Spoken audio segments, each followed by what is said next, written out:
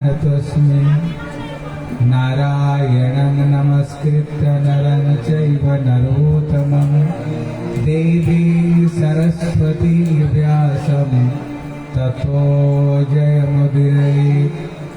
तमादिदेवं करुणानिधानं तमालवर्णं सुहृदावतारम् अपार संसार समुद्र सेतुं भजामहे भागवतं स्वरूपम्। जन प्रभजनतमनुपेतमपेतकृत्यं द्वैपायन विरह कातर आजुभाव पुत्रेति तन्मयतया तरवो विनेदुं स्तं सर्वभूतहृदयं मुनिमानतोऽस्मि।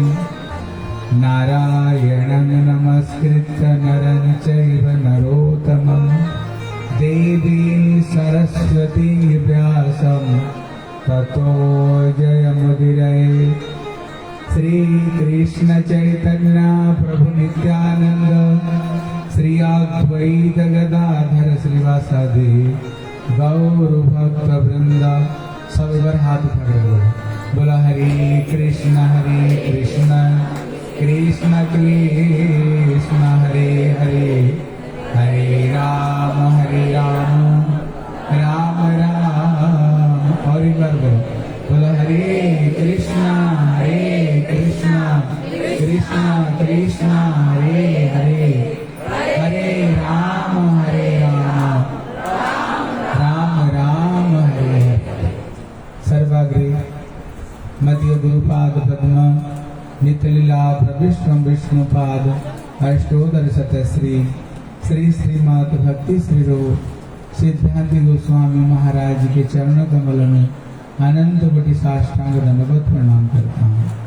तत्पश्चात मेरे शिक्षा गुरुपाद पद्म नित्यलीला प्रविष्णु विष्णुपाद अष्टोदर शतश्री श्री श्रीमद भक्ति वेदांत श्रील नारायण गोस्वामी महाराज के चरणों सरोज में श्रद्धा पुष्पांजलि अर्पण करता हूँ। उपस्थित समस्त वैष्णव वैष्णवी माता पिता भाई बहन सभी को मैं यथाविधि प्रणाम। हरे कृष्णा।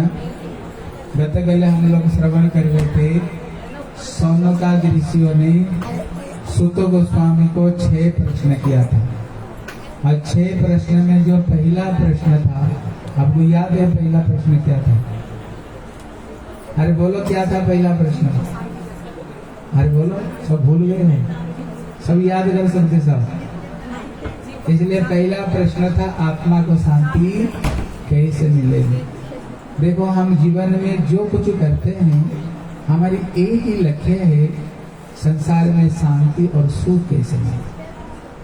लेकिन चाहते तो शांति सुख है। जैसे घर में एक समस्या सोचते हैं किसी तरह से एक समस्या हल हो जाए और जीवन में शांति मिलेगा, लेकिन आप प्रैक्टिकल रूप में देख लेना एक दुख तो गई नहीं, पीछे और एक दुख खड़ी है।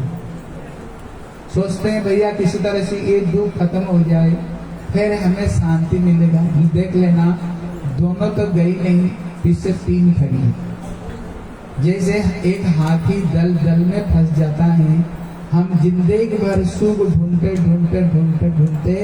हमारी जिंदगी चली जाती है। सोचते हैं शायद पढ़ाई लिखाई करने पर शांति मिलेगा, पढ़ाई लिखाई हो गई। सोचते हैं शायद नौकरी चाकरी मिलने पर शांति मिलेगी, नौकरी मिल गई तभी शांति नहीं मिली। सोचते हैं शायद शादी करने पर शांति सुख मिलेगी, शादी भी हो गई, घर में बहू भी आ गई तभी नहीं मिली। फिर क्या सोचते हैं शायद घर में बच्चा हो जाएगा तो शांति सुख मिलेगा, घर में बच्चा भी आ गया। सोचते हैं बच्चे का लिखाई पढ़ाई करते शांति सुख हो गया, मिल गया, उसको लिखाई पढ़ाई नौकरी कर लिया। फिर अंतिम समय सोचते हैं सबके घर में बहू है, अगर हमारी घर में एक बहू आ जाएगा शायद हमें शांति सुख मिलेगा। लेकिन जब घर में बहू आ जाती है ना, बोले हाय रे, जब से घर में बहू आई तब से कलेश मचा हुआ। बोलते कि नहीं? आप देखना सुख ढूंढते जिंदगी चली जाती है, लेकिन हम सुख किसको मानते हैं? सुख तो आती नहीं, केवल दुख का प्रतिकार को ही सुख मानते हैं। अगर ये दुख जाएगी तो सुख आएगी, ऐसे करते करते जिंदगी बीत जाती है।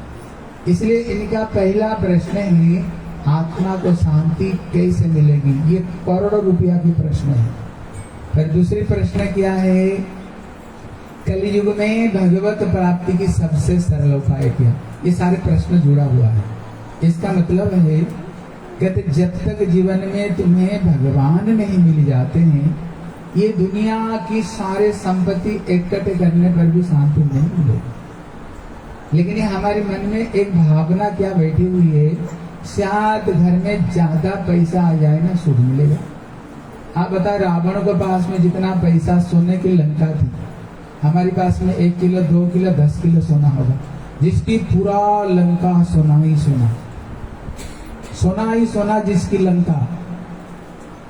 आप लोग रामायण देखे होंगे ना, जब हनुमान जी माँ सीता को ढूंढने के लिए गए, हनुमान जी जब उन्होंने रावण की ऐश्वर्य को देखा दंग रह गया। लंका में पहुंच कर देखता है इसको पिता, हनुमान जी का पिता कौन है, भवन। उसको घर में झाड़ू लगाते हुए देखा। ये जो अग्नि को पूजा करते हैं देखा, उसका कपड़ा धुलाई कर रहा था। और देखा ब्रह्मा जी उसको वेद मंत्र सुना रहे हैं। आप रामायण देखे हैं ना, रावण का पैर के नीचे कौन किसको दबा करके बैठा है, काल को। चारों तरफ में देखा ये जितने इंद्र चंद्र सबको बांध करके रखा, और जो नवग्रह को तो घर में बांध करके रखा। हनुमान देख देख करके दंग, क्या ताकत इसकी।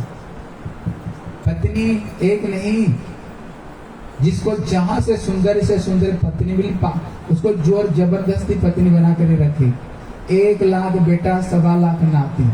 अब रामायण पढ़ करके देखो, शंकर जी जब रावण शंकर जी को स्तुति करता है, कहता है हे शंकर जी, जीवन में शांति सुख नहीं, कदा सुखी भवामि यहाँ। जीवन में सुख शांति कब मिलेगा। मतलब इतने सारे राज्य संपत्ति पा करके भी उसको मन में शांति नहीं थी।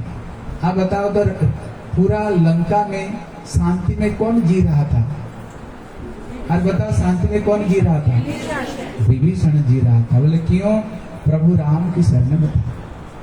हनुमान जी पूरा लंका को जला दिया, लेकिन किसकी घर को छोड़ दी, विभीषण को। क्यों, राम की शरण में था। आप बताओ सोने में कहीं आग लगती है, कितना लंका जला दिया। आप देखना सोने को जितने जलाओ ना उतना निखरती है ना। कहते तो हनुमान जी लंका को कैसे जला दिया। यहाँ शिक्षा देते हैं, भले ही तुम्हारी सोने की संसार क्यों नहीं हो, अगर प्रभु राम की भजन नहीं करोगे तो सोने की संसार में भी आग लग करके वो भी जल करके राख हो जाएगी। लेकिन केवल विभीषण को घर छोड़े। प्रभु पूरा लंका में सबको मार डाले, लेकिन छोड़े किसको, विभीषण को। यहाँ शिक्षा देते हैं, जब हम प्रभु की शरण में जाए ना भैया, तभी ये आत्मा को शांति मिलेगी, नहीं तो शांति मिलने वाले नहीं है। इसलिए दूसरी प्रश्न है, कलियुग में भगवत प्राप्ति की सबसे सरल उपाय क्या है। और जो तीसरा प्रश्न था, भगवान कृष्ण की हमें सुंदर सुंदर कथा सुना। चौथा प्रश्न है, केवल कृष्ण कथा नहीं, बोले जदा जदा ही धर्मस्य ग्लानिर्भवति भारत, अद्भुतानम धर्मस्य तदात्मान सृजाम्यहम्, परित्राणाय साधूनां विनाशाय च दुष्कृतां, धर्म संस्थापनार्थाय संभवामि युगे युगे। बोले भगवान केवल कृष्ण कथा नहीं, भगवान युग युग में कभी प्रभु राम बन करके आए, कभी भगवान नरसिंह बन करके आए, प्रहलाद को रक्षा किया, कभी भगवान वामन अवतार में बलि महाराज को कृपा किया, कभी मत्स्य अवतार में आकर के ठाकुर जी 4 वेद को उद्धार करते हैं, कभी कुर्मा अवतार में आकर के समुद्र मंथन में मंदराचल पर्वत को धारण करते हैं, बरहा अवतार में ठाकुर जी पृथ्वी को उत्तोलन करते हैं। यदि जो भगवान जो अलग अलग अवतार लिया है, उनकी अलग अलग अवतार का भी हमें कथा सुना। उनका जो 5वां प्रश्न था, भगवान की जो अद्भुत जस है वो कथा भी हमें सुनाए करो। जैसे ठाकुर ने 7 साल में 7 क्रोश गिरिराज को कनिष्ठ अंगुल पर धारण कर लिया। बोले श्री गिरिराज महाराज की। जैसे भगवान कृष्ण, एक कृष्ण 100 करोड़ गोपियां थी, लेकिन कृष्ण एक साथ में सबको साथ में ठाकुर जी रास किए हैं। कैसे उन्होंने 6 दिन में पुतना को कैसे मारे, 1 महीना में सकटासुर को, 3 महीना में तृणावर्त को, कैसे ठाकुर जी 5 महीना में 5 महीना में साल में उन्होंने अघासुर को, फिर बकासुर को कैसे मारे। और उनके नाम की कितने महिमा। अजामिल जैसे पापी, जीवन भर जो पाप कर्म किया, लेकिन एक छोटा बेटा का नारायण नाम रख दिया था। अंतिम समय में केवल अपना बेटे को नारायण नाम से पुकार दिया, बस बेड़ा पार। इसलिए नियम है बच्चों का नाम क्या रखो, सब ठाकुर जी का नाम पर रखो। कम से कम मुंह से बेटा का बहाना में तो ठाकुर का नाम तो निकलेगा। इसलिए पहले पूछ लो सारे बच्चों को, सारे बड़े बूढ़ों को पूछ लो, कृष्ण, गोविंद, राम कुमार, सब भगवान की नाम निकलेगा। लेकिन अभी बच्चों का नाम पूछो, टुल्लू, बुल्लू, टिंकी, पिंकी, जितने विदेश में सब कुत्तों का नाम पकड़ाते हैं। कहते सब पुराना हो गया सब भगवान का नाम, अभी तक नया नाम धराएंगे हैं? नहीं, ऐसे नहीं करनी चाहिए। बच्चों का नाम ठाकुर का नाम पर धराओ। कम से कम बच्चे का बहाना से मुंह से भगवान की नाम तो निकलेगा। इसलिए और उनका जो 6वां प्रश्न है, भगवान जब ये जगत छोड़ कर गए, धर्म कहाँ पर आश्रय लिया? बोले धर्म कहाँ पर आश्रय लिया? बोले ये श्रीमद् भागवत ग्रंथ है। अगर कलियुग में कोई व्यक्ति ये भागवत कथा को सुने, भागवत कथा नहीं सुनना, साक्षात श्री बांके बिहारी जी से मिलना है। जब उन्होंने 6 प्रश्न को की, अभी सुतो गोस्वामी 6 प्रश्न सुन करके इनके रोम रोम खिल उठा। बोले क्यों? बोले ये जितने प्रश्न हैं कोई दुनियादारी का प्रश्न नहीं, सब भगवत संबंधी प्रश्न है।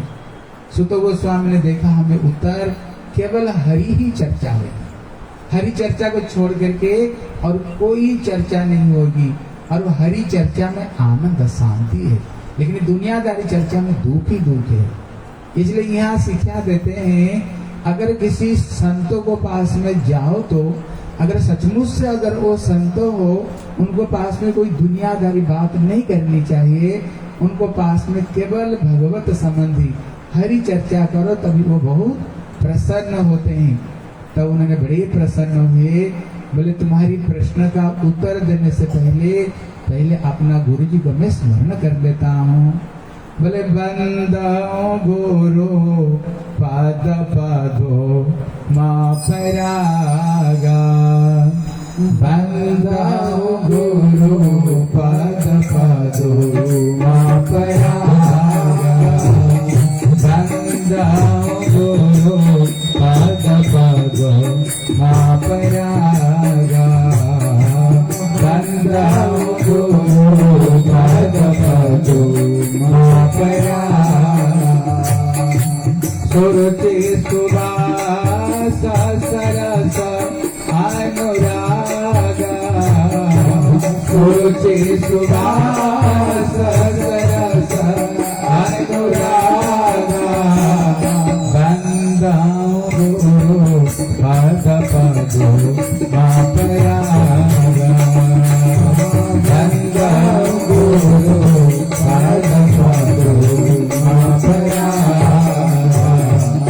सुतो गोस्वामी शिक्षा देते हैं, कितना गुरु गोविंद दो खड़े काज लाभ पाऊं, बलि हरि श्री गुरु जी जो गोविंद दिए बताऊं। इसलिए कृष्ण स्वयं कहते हैं, प्रथमंतो गुरु पूज्यम, पहले मेरे गुरु जी को पूजा करो, उसको बाद में फिर मेरी पूजा करो। जो व्यक्ति अपना गुरु जी को पूजा बगैर डायरेक्ट मेरी पूजा करेगी, ठाकुर कहते हैं उसका पूजा सब निष्फल हो जाएगी, उसको निष्फल हो जाएगी। इसलिए आप लोग रामायण देखे होंगे, भगवान राम है, लेकिन उनका गुरु जी कौन थे? वशिष्ठ है। आप देखे होंगे रामायण, भगवान राम कुछ भी करने से पहले अपना गुरु जी को पास में जाते हैं। बोले गुरुदेव आप बताओ अभी हमें क्या करनी चाहिए? अब कृष्ण कथा देखोगे, जब कृष्ण ब्रज में थे, उनको सांदील्य गुरुदेव थे, पढ़ने के लिए गए तो उज्जैन में शांतिबनी गुरु उनको थे। इसलिए श्री चैतन्य महाप्रभु जब गया यात्रा करते हैं, जब उन्होंने अपना गुरु जी से मिले, महाप्रभु इतने प्रसन्न हो गए, बोले आज हमारी गया ना सार्थकता हो गया। बोले क्यों? आज मैंने गुरु जी को दर्शन किया, गुरु जी से भगवान के नाम भक्ति लेकर के आए। फिर तो महाप्रभु दिन रात कृष्ण प्रेम में दिन रात रोया करते थे, दिन रात रोते थे कृष्ण का नाम को लेकर के। इसलिए यहाँ पर सबसे पहले उन्होंने श्री गुरु जी की वंदना की। एक छोटी सी कथा सुन। बोले एक समय एक व्यक्ति एक पानी में एक चिड़िया, काला रंग का चिड़िया रहता है, आप देख लेना, वो पानी में डूब करके मछली पकड़ेगा लेकिन डायरेक्ट नहीं खाएगा, उसको ऐसे ऊपर फेंकेगा, फिर पकड़ेगा, फिर खाएगा। उसको एक कला है। एक व्यक्ति ने उसको देख करके उससे उसको सीख लिया, सीख करके एक लकड़ी की चाकू बनाया। अभी वो ऊपर फेंकता है और दांत में पकड़ता है, फेंकता है पकड़ता है। जब बढ़िया से प्रैक्टिस हो गई, अभी उसने लोहे की चाकू बनाया, बना करके ऐसे ऊपर में फेंकता है और ऐसे पकड़ता है। जब बढ़िया से प्रैक्टिस हो गया, उसको ही अपना जीविका निर्वाह रूप में लगा दिया। जहां पर देखता है बहुत सारे लोग खड़े हुए हो, जोर से बाजा बजाएगा, जब लोग इकट्ठे हो जाएंगे फिर उसको फेंकेगा, फिर पकड़ेगा। एक ने कहा वाह, तेरे गुरु जी को धन्य है जिससे तुमने ये विद्या अध्ययन किया है। इतने में उसने कहा मेरे थोड़ी कोई गुरुदेव है, मैं तो अपने आप सीख गया। आप बताओ उसका गुरुदेव कौन था? वो पक्षी था। अब इसी दुनिया में भी देखना, जो शराब पीते हैं ना, उसको भी कोई गुरु होगा, है कि नहीं? जो सिगरेट पीता है देखना, उसको भी कोई गुरु होगा। देखना जो चोरी करता है उसका भी कोई गुरु है, और जो बच्चे लोगों पढ़ाई करते हैं उसका गुरु है कि नहीं? उसका गुरु है कि नहीं? कोई एक्सपर्ट किसी टीचर के पास में जाता है। इस जगत में देखना, गंधे से गंधे काम के लिए भी एक गुरु की जरूरत है। और जहाँ ब्रह्म विद्या है, जहाँ पर ब्रह्म विद्या भगवत विद्या है, बगल थोड़ी गुरु से उसको प्राप्त हो सकता है। उसने बोल दिया थोड़ी हमने किसी गुरु जैसी से, अपने आप सीख गया। एक व्यक्ति ने कहा भैया और एक बार दिखाओ, बड़ा सुंदर कला है। इतने में उन्होंने चाकू को फेंका ऊपर में, जब पकड़ने के लिए गए ना, चूक गई, सीधा नाक को ऊपर में गिरा तो नाक ही कट गई। इसकी नाक ही कट गई। बोले क्यों कट गई? चूंकि अभी तक उसने गुरु जी को अपमान नहीं किया था, लेकिन अभी उसने क्या कहा? बोले थोड़ी गुरु से सीखा, हम तो अपने आप सीख गए, इसलिए गुरु जी को उसकी अवज्ञा हो गई। इसलिए यहाँ पर श्री गोस्वामी जी कहते बंदव गुरु पद पद्म परागा। इसलिए सबसे पहले क्या करनी चाहिए? गुरु जी की चरण की हमें पूजा करके फिर भगवान की पूजा करनी चाहिए। इसलिए यहाँ सुत गोस्वामी बोले मेरे गुरुदेव कौन? बोले मेरे गुरुदेव कोई साधारण नहीं, श्री सुखदेव गोस्वामी मेरे गुरुदेव। मातृ गर्भ में जो 16 साल तक रहे, गर्भ से निकलना नहीं चाह रहे थे, इतने में व्यास देव जी ने बोले बेटा माँ को इतने कष्ट क्यों दे रहे हो? बेटा निकल करके आ जा। बोले मैं संसार में आना नहीं चाहता हूँ। बोले क्यों? बोले मातृ गर्भ में हर बच्चा भगवान से वायदा करता है। क्या वायदा करता है? प्रभु एक बार केवल माँ की पेट से निकाल दो, क्योंकि जो माँ की पेट और गट्टर खाना बराबर है। माँ के पेट में क्या है बताओ? टाटी, पेशाब, खून, पी, टांग ऊंचा, सर नीचा रहता है। इतने गर्मी, आज अगर रसगुल्ला खाओ ना, कल विष्ठा बन करके निकलता। इतने गर्मी माँ की पेट में है। फिर माताएं जब चटपटी चीज खाती हैं, नमक, मिर्च, मसाला, कभी कभी बच्चा जब पहला होता है ना, उसको कभी कभी चमड़ा भी नहीं होता है, केवल मांस का पिटला रहता है। आप बताओ उसमें नमकीन लग जाए, मिर्च लगी, कैसे लगेगा? भगवान स्वयं कहते, बोले माता जी माँ के पेट में आना गटर खाना में आना बराबर है। और उसमें 9 महीना हम लोग उसमें बिताते हैं, 9 महीना बिताता है। भगवान को पुकारता प्रभु ये नरक से निकालो। भगवान कहते क्या करोगे बताओ? बोले मैं समझ गया संसार में कोई किसका नहीं। मैंने जिन बच्चे के लिए, अपना पत्नी के लिए, परिवार के लिए कहा मैंने इधर उधर करके पैसा कमाया था। सुख का समय तो सारा दुनिया मेरे पास में थे, लेकिन जब कर्म का फल भोग कर रहा हूँ, वो पति कहाँ, वो पत्नी कहाँ, बच्चे कहाँ हैं? यहाँ तो कोई है ही नहीं। यहाँ तो कर्म का फल मेरे को अकेला भोगना पड़ रहा है। भगवान कहते बताओ अभी क्या करोगे? बोले मैं कान पकड़ता हूँ, कभी भी ये झूठे संसार में नहीं फंसूंगा, केवल एक बार ये मानव शरीर दे दो, उठते बैठते सोते तेरे नाम लूंगा। भगवान ने कहे दुख कष्ट पा करके कह रहे हो भजन करूंगा, और जब मानव शरीर दे दूंगा ना, बोले भगवान भगवान कौन होता है? भगवान भगवान कौन देखा है? बेकार काम है। जिसका पास में कोई काम नहीं ना, सब बैठ कर हरे कृष्ण करते हैं। हमारे पास में बहुत क्या काम है, स्मार्टफोन हमारे पास में, टीवी देखना, गप्पे मारना, ये सब काम है।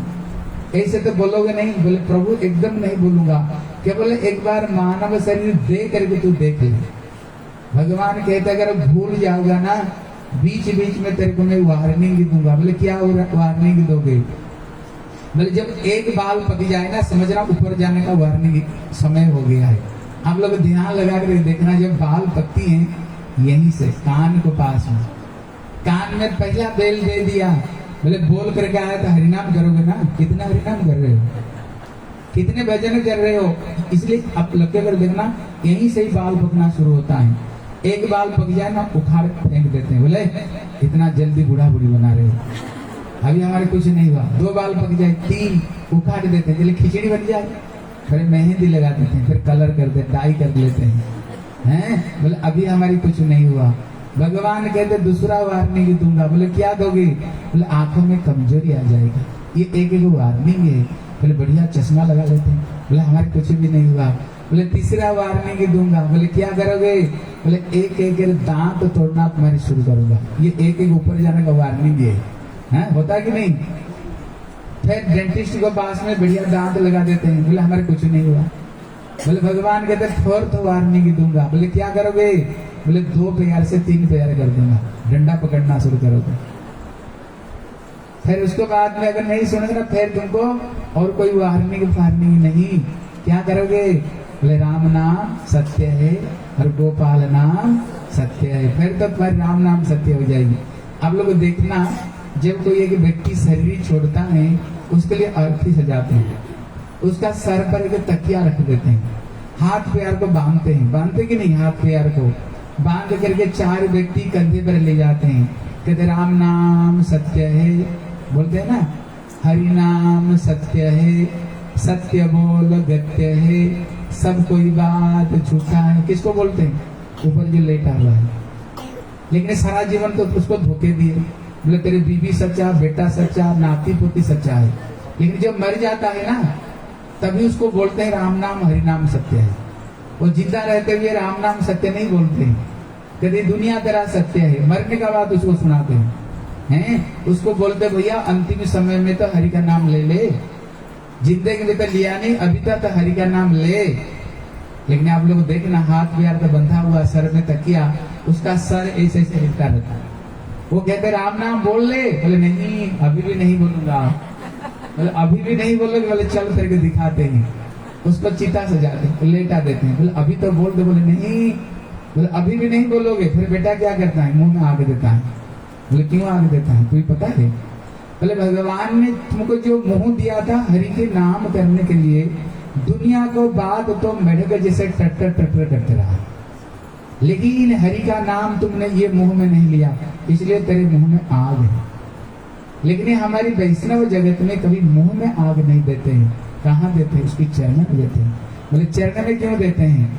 ये जो अग्नि एक देवता है, ये अग्नि देवता है। कहते जो जीवन में भगवान की भजन किया, ये अग्नि देवता चरण में देना, मतलब ये अग्नि देवता भी जो हरिनाम करते हैं, वो अग्नि देवता भी उसके चरण की पूजा करते हैं। अग्नि देवता उसके चरण की पूजा करते हैं, इसलिए उसको चरण में ही ये अग्नि देते हैं।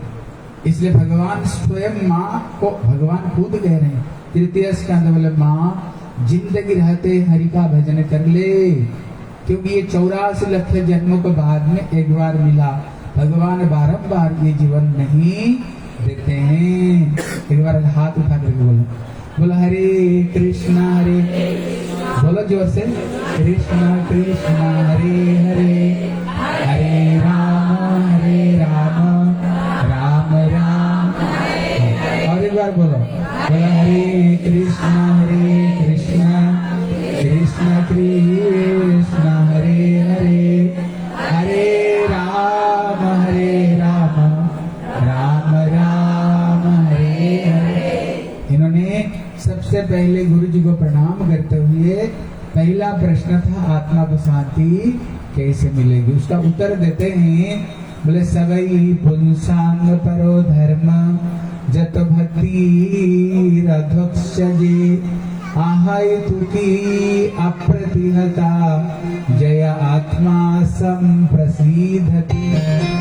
कहते आत्मा को तभी पूर्ण रूप में शांति मिलेगा। संसार में सुख तो है, लेकिन वो थोड़ी समय के लिए आता है, फिर कहीं चली जाती है, आती है चली जाती है। लेकिन यहाँ पर कहते हैं अगर कोई व्यक्ति सब समय शांति में सुख में रहना चाहता है, जया आत्मा संप्रसिद्धति। संप्रसिद्धि मतलब होता है जो आनंद आए कभी वो आनंद जाए नहीं, कभी हर समय तुम्हारे पास वो आनंद हर समय रहे। बोले कैसे रहेगा, बोले सबई पुंसांग परो धर्म जब तो भक्ति रधक्षजे। जब भगवान कृष्ण की तुम भक्ति करते रहोगे, उनको प्रेम करते रहोगे, कि जो आत्मा है वो परमात्मा के अंश है। कहते ईश्वर अंश जीव अविनाशी। ये जो जीव है ये ईश्वर का ही अंश है। अंश होने का नाते उसका जो कर्तव्य है वो ईश्वर की आराधना करना ही उसका कर्तव्य। इसलिए हम कहते हैं ना, तुमैव माता च पिता तुमैव बंधुश्च सखा तुमैव विद्यां द्रविण तुमैव सर्वम। वो कौन है, ये भगवान कृष्ण हमारी असली पिता माता, हम उनकी बच्चे हैं। इसलिए हमारी कर्तव्य उनको भक्ति करना, उनको प्रेम करना, उनकी सेवा करना ही कर्तव्य है। उनकी सेवा से ही तुमको शांति सुख मिलेगी। बोले हम तो कर ही रहे हैं, बता कौन नहीं करता है, सब थोड़ा बहुत करते होंगे। अभी प्रश्न है फिर वो क्यों हो नहीं रहा है, तो बोले दो तरह से करनी चाहिए। पहला नंबर है भक्ति में तुम्हारी कोई कामना वासना नहीं हो। लेकिन हम लोग को भक्ति कैसे करते हैं, ठाकुर के पास में जाएंगे, 10 रुपया की कोई फल फूल लेकर चढ़ाएंगे, लेकिन उसको साथ में एक पर्ची भी रख लेंगे, वो कम से कम 10 करोड़ की होगी। ठाकुर जी 10 रुपया के दिया, हमारी घर मकान बना दो, हमारी गाड़ी दे दो, बेटा की शादी कर दो, बेटी की शादी हो जाए, घर का ये कर दो, उसमें करोड़ों 10 करोड़ की तो उसमें पर्ची होगी।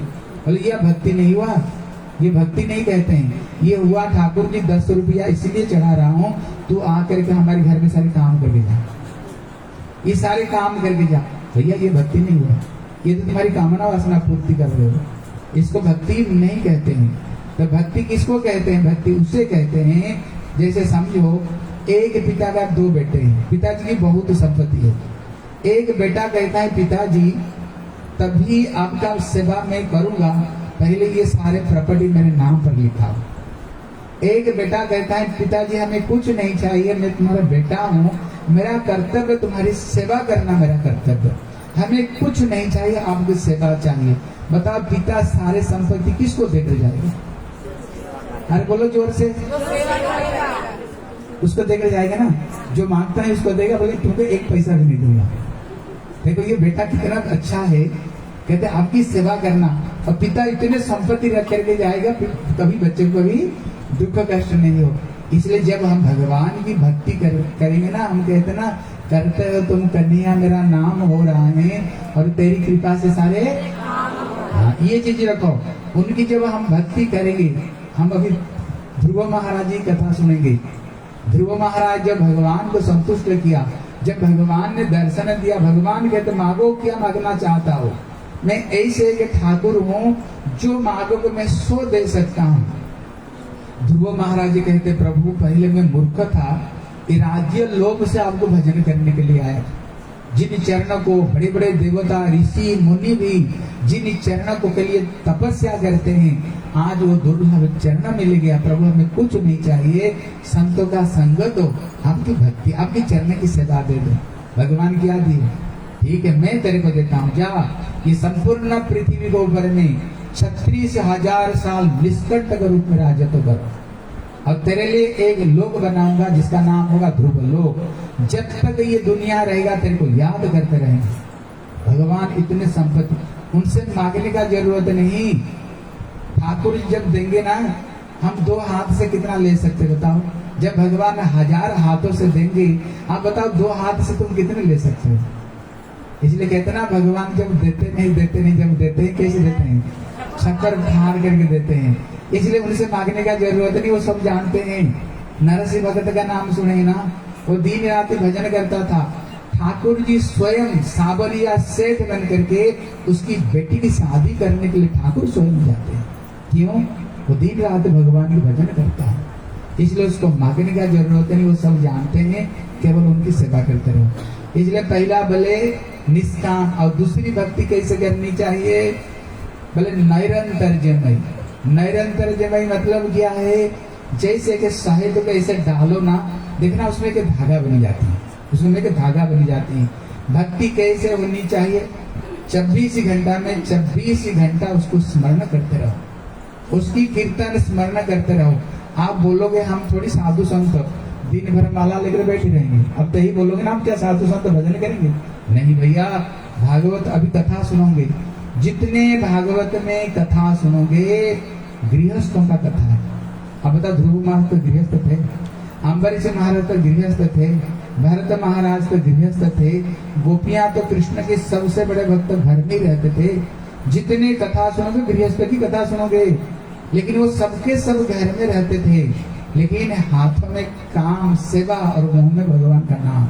इसलिए घर में जो कुछ करो, झाड़ू लगाओ, कहाँ झाड़ू लगा रहे हो? भगवान के मंदिर में। ये घर किसी ने दिया है? किसकी घर है? ठाकुर जी का घर है। पत्नी कौन है? बोले मेरी पत्नी ही ठाकुर की सेविका है। मैं कौन हूँ? ठाकुर का सेवक है। बच्चा किसने दिया है? बताओ, बच्चा किसने दिया? ठाकुर ने दिया। सब ठाकुर को इच्छा से सब कुछ मिला है। रसोई किसके लिए बनाओगे? बोले भगवान के लिए बनाओगे। हाथों में ठाकुर को सेवा करो और मुंह में भगवान का नाम, यही तो भक्ति। और क्या बताओ, इससे सरल कुछ हो सकता है? इसलिए कुछ छोड़ने का जरूरत नहीं, हर चीज भगवान की भक्ति में जोड़ दो।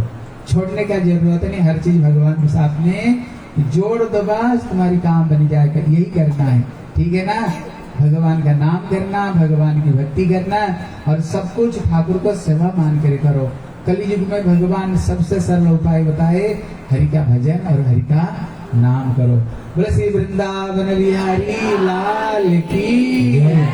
इसलिए जो दूसरा प्रश्न है, कलि युग में भगवान को पाने का सरल उपाय किया, हम कल सुन रहे थे। इसलिए गोस्वामी जी कहते हैं, बोले कलि युग के बलना आधारा, कलि युग के बलना आधारा, कलि युग के बलना आधारा, कलि युग के बलना आधारा। आज मेरे तो मेरी नारा उतरई पारा, तो मेरे तो मेरे नारा उतरई पारा, कलि युग के बलना आधारा, कलि युग के बलना आधारा। इसलिए कलियुग में भगवान ने सबसे सरल उपाय बताए, ज्यादा कोई परिश्रम की जरूरत नहीं। सत्य युग में ध्यान से भगवान मिलते थे, कलियुग में मन बड़ा चंचल है। त्रेता युग में यज्ञ के द्वारा मिलते थे, रोज रोज यज्ञ करते थे। आप किसी पंडित को बोले यज्ञ करने के लिए, बोले पहले 5000 रुपया दे, फिर उसमें हवन सामग्री पता नहीं कितने पैसा लग जाएगा, कहाँ से इतना पैसा लाएगी। द्वापर युग में था अर्चन, पंचामृत, धूप दीप लाओ लाओ, कहाँ से इतना लाएंगे। भगवान बोले कलियुग में कुछ भी करने का जरूरत नहीं, केवल हरि का नाम करो, बिना पैसा का, बिना परिश्रम का हरि का केवल नाम लेते रहो, केवल हरि का नाम लेते रहो। इसलिए यहाँ पर कहते हैं महाप्रभु बोले नाम नामकारी बहुधा, भगवान के कितने नाम है, कृष्ण गोविंद दामोदर, कितने नाम है। बोले निज सर्व शक्ति तत्रार्पिता, ठाकुर जी सारे शक्ति अपना नाम में दे दिया। ये कहते ना हरि से बड़ा हरि का नाम है। अरे नियमित स्मरण न काल, भगवान ये नहीं बताए देखो जब पवित्र रहोगे तब मेरा नाम लो, अपवित्र अवस्था में मेरा नाम नहीं ले सकते, यदि ठाकुर जी नहीं बताए। किसी समय में भी हर समय में ठाकुर का नाम को ले सकते हो, कोई पवित्र अपवित्रता की कोई नियम नहीं। इसलिए भागवत में उदाहरण दिया, हम अजामिल की कथा सुनेंगे, देखो ध्यान देकर सुनो। अजामिल जब ठाकुर का नाम लिया किसी अवस्था में बिस्तरा में लेटा हुआ था, इतने में जमदूत उसको लेने के लिए आए, गले में फांस लगाए। जब उसको आत्मा को खींच रहे थे उसी समय में पेशाब टाटी कर रहा था, टाटी पेशाब कर रहा था, मतलब अपवित्र अवस्था में उसने प्रभु का नाम लिया। फिर बुलाया जिसको, भगवान को नहीं बुलाया, अपना बेटे को बुलाया, अपना बेटे को बुलाया।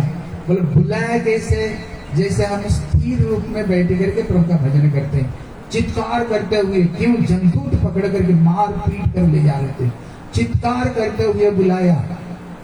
और बुद्धि कैसे थी, स्थिर बुद्धि नहीं, अस्थिर बुद्धि, बुद्धि विकृत अवस्था में बुद्धि थी, लेकिन उसी अवस्था में बेटे को बुलाया, अपवित्र अवस्था में चित्कार करते हुए भगवान के नाम की महिमा देखो। उसी समय में वैकुंठ से विष्णु दूत आकर के रक्षा किया। इसलिए भगवान ये नहीं कहते हैं जब तुम अपवित्र अवस्था में हो नहीं कर सकते हो, पवित्र अवस्था में भी नहीं कर सकते, ऐसे ठाकुर जी नहीं बोले। किसी अवस्था में भी ठाकुर का नाम को तुम ले सकते हो। लेकिन महाप्रभु दुखी होकर के एक बात को कहते हैं, मैंने कलियुग में इतने सरल उपाय बताया, लेकिन तभी ये कलियुग का जीव ऐसे दुर्दैव है, तभी हरि का नाम नहीं लेते, तभी हरि का नाम नहीं लेते। बताए इनका कल्याण कैसे होगा, इनका उद्धार कैसे होगा। इसलिए कहते सुलभम भगवत नामम। दूसरे युग में प्रभु की भक्ति करना कठिन था, यज्ञ करो कितना पैसा जाएगा, अर्चन पूजा करो पैसा जाएगा, हरिनाम करने से कोई पैसा खर्चा होगा। भगवान का नाम लो, ठाकुर जी कभी बोलते ही तुम मेरे नाम लेने के लिए तेरे को पैसा देना पड़ेगा, ठाकुर जी बोलते ही कभी नहीं। बोले सुलभम भगवत नामम जीवा च बसवर्ती, कहते हमारा जो जीवा हमारी बस में है। अगर जीवा को बोले हरि का नाम करो, हरि का नाम, बोले चुगली करो, बोले चुगली करना शुरू कर दो, बोले जीवा तुम्हारी बस में। लेकिन शास्त्र कहता है इतने सुलभ होते हुए भी तभी कलियुग का जब नरक जा रहे हैं, इससे आश्चर्य क्या हो सकता है। इसलिए क्या करो, भगवान की नाम करो, भगवान की भजन करो, भगवान सबसे सरल उपाय बताए। इसलिए एक बार हाथ उठा करके बोलो हरे कृष्णा बोलो जोर से, कृष्णा कृष्णा हरे हरे, हरे राम राम राम हरे हरे। और एक बार बोलो हरे कृष्णा कृष्णा कृष्णा हरे हरे, हरे राम राम राम हरे हरे। बोले बदंती तत्तत्त्वविदस्तत्त्वं जगज्ञान। लाइट चली गई।